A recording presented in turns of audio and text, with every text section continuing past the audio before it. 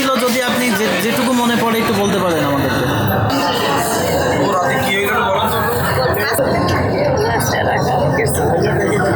মনে আছে কি আপনার কিছু?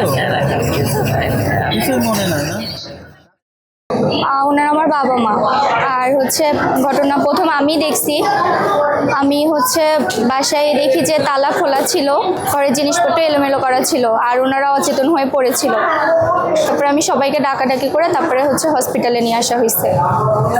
আমরা চাচ্ছি যে পুলিশ এটা তদন্ত করুক, আর টাকা পয়সা এগুলো আমার আব্বু আম্মুই বলতে পারবে, যেহেতু আমি বাসায় থাকি না। তো মানে আনুমানিক কেমন কি ছিল এটা আমার আব্বু আম্মুই বলতে পারবে। শুধু আমি দেখছি যে আমার আম্মুর কানের গলার এগুলা নাই, তো আমি এতটুকুই বলতে পারবো।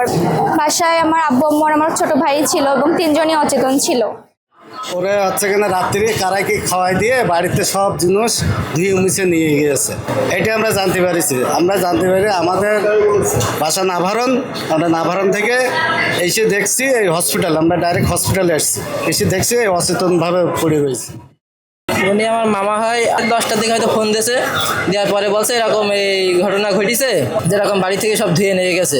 তখন আমার মনে করেন আমি সাইকেল নিয়ে খুব দ্রুত চলে আসলাম, এসে দেখি যে সেকেন্ড মামার একজন পানি দিচ্ছে মাথায়, তারপর গোসল করালাম, করাই বেলাইন অবস্থা। তখন হাসপাতাল আছে, গাড়িতে করে হাসপাতালে নিয়ে আসা হয়েছে। টাকার কথা তো আমি বলতে পারলাম না, টাকা কত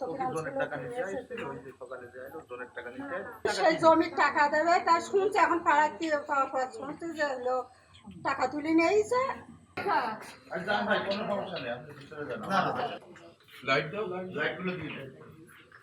সব আলমারির দুরা ওই সোফাতে মানে তসরুপ করেছে সব আলমারি। আরো ছেলে থাকি কিছু নাই তো ওইটা দেখা যাচ্ছে।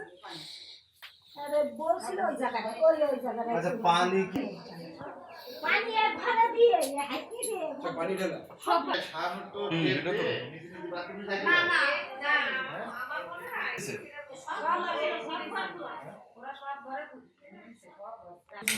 আচ্ছা পানি দেওয়ার কারণ নাকি পানি ছিল ঘরে, আমরা যখন আইছি সম্ভবত ঘরে দিলে বলছে এটা কোনো থিম থাকে।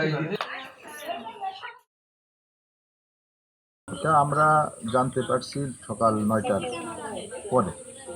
যতটুকু জানলাম যে তার মেয়ে টেলিফোন করছে বাবা মার কাছে, বাবা মা টেলিফোন ধরে না, না ধরার পরে মেয়ে যখন থেকে এখানে চলে আসছে, এসে সেই উদ্ধার করছে প্রথম।